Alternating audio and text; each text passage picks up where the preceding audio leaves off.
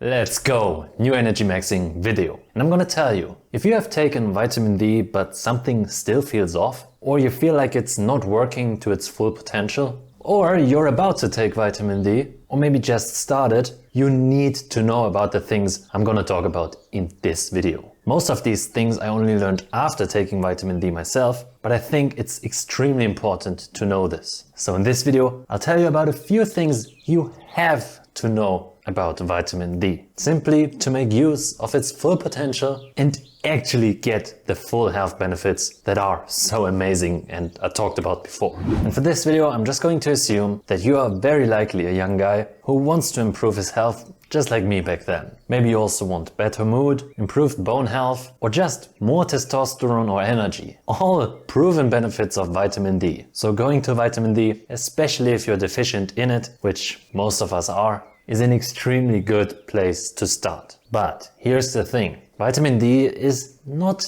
just about vitamin D, or at least not completely. There's actually more to it. I'm gonna talk about combining it with K2, with magnesium and zinc to actually get most out of it. But more on that in a second. So if you feel like it's not really working out for you, you kind of think vitamin D is overrated, or maybe your mood still sucks, your test is still low, and you still get sick quite regularly, I actually might have the solution for you. Even though, of course, there are multiple, countless factors that play into this. But without wasting time, what am I talking about? Bro, what are you talking about, man?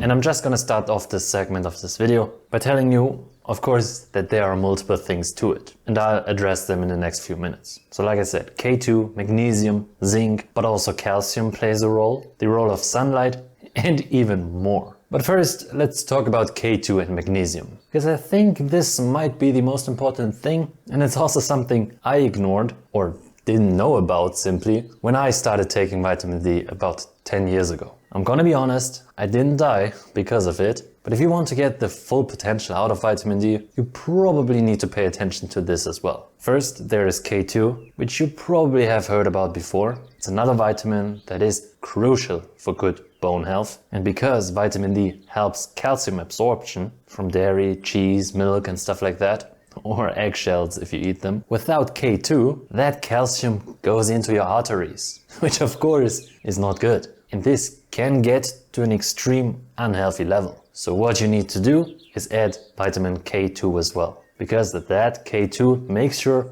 that the calcium you eat from your eggshells actually goes into your bones, which is where it's supposed to go. You don't want calcium in your arteries, but in your bones. So K2 is very important to take with your vitamin D. Fortunately, most supplements today already have vitamin K2 in them. So if you get a vitamin D supplement, just grab a vitamin D3 to be exact, with vitamin K2 as well. You're gonna have both in one, just like I have as well. Makes it very simple. And if you only get vitamin D from the sun, you probably don't need to worry as much about K2, but of course it's another essential vitamin, so just make sure you get some of it through your diet.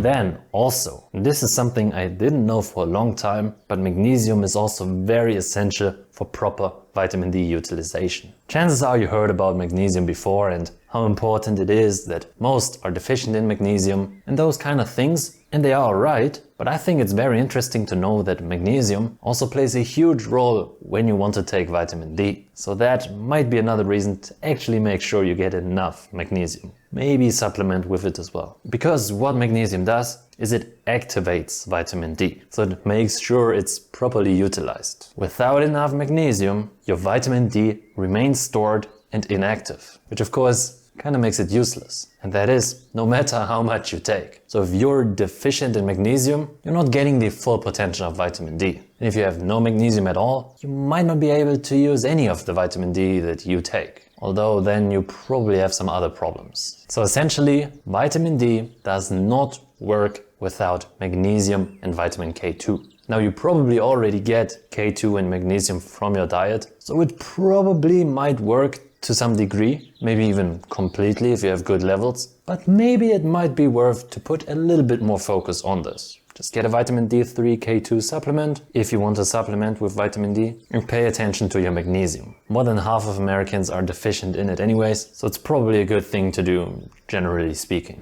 But that is not all. I think those two aspects are very important and things you should probably focus on, but I want to talk about 4 other things as well. I'm gonna make this quick because I don't want to waste your time. First of all, I just quickly want to tell you, sunlight is probably still your best source of vitamin D. In my personal opinion, it's better than a supplement and better than food as well. Because even though you technically get the same vitamin D3, just seeing the sun, directly staring into it, no, that's a joke, okay? And really being that human solar panel has many more benefits than just getting vitamin D. I think there's a huge difference, and I know this from my own experience, when you supplement in winter with vitamin D versus when you go to another continent where there's sun shining right now and you get loads of vitamin D there. You just get additional benefits from sunlight. So it's always going to be better than just a random supplement. And I also think it's better than food because simply you don't get really a lot of vitamin D from food. So guys, leave your room. No, I don't think I will. And the second thing I want to address before I talk about the role of zinc is that there is probably a limit to vitamin D. Almost certainly, actually. That means at some point getting more vitamin D will not further improve your health. Now, I haven't really looked into this yet, and I think that point when it actually gets worse for you and your health is very, very high. Like you would have to take a lot of vitamin D, because I'm just gonna tell you, I took about 17k international units, IU, for I think almost 6 weeks in the beginning. And that was also without K2. Fortunately, I didn't notice any drawbacks, and actually I did notice many benefits, mainly the immune health. But I would have probably felt the same benefits from just 10k a day, maybe even 4k, which is the official recommendation for adults. But still, I want to tell you, when it comes to supplementation and deficiencies, it's almost always just going to be about not being deficient in a certain vitamin, mineral or hormone. But of course, the more you have of it, the less impactful it will be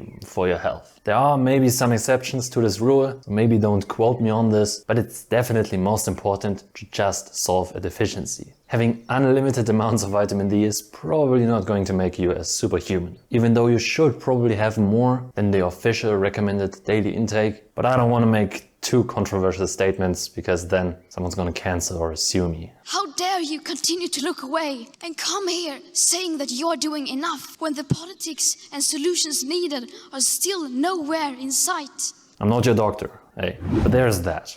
Then I also want to talk about zinc. As you probably know, it's a very important mineral for your immune health, for wound healing, and also for testosterone production. But also, and that's why I'm talking about it here, zinc is necessary for the synthesis and the binding of vitamin D. So it kind of works like a double boost against infections and diseases because they both work against that. And zinc boosts the vitamin D as well. And honestly, this is something I just recently read about, but I feel like it makes sense. Like, I believe it. Personally, my zinc intake and my vitamin D intake has been high for quite a long time, and I barely struggled with diseases and infections. It's not a flex, but I'm just telling you, okay? And like I said, it's good for testosterone, so get your zinc. Meat is gonna help you there. How dare you? And then there's stress, which, as you know, is always bad for health, and it is also bad for vitamin D absorption. So as always, make sure you manage your stress. Keep it as low as possible, especially chronic stress, stress from the gym, cold showers, that's not a problem, but that mental stress that persists for a long time,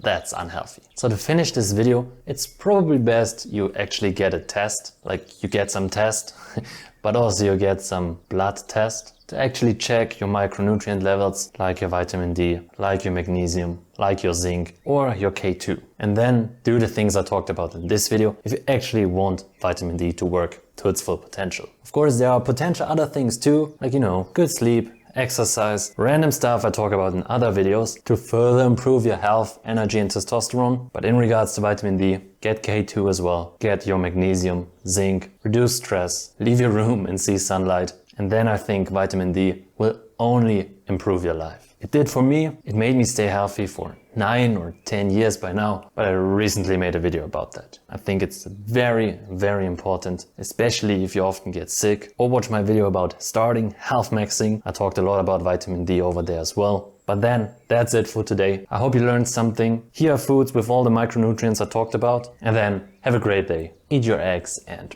bye!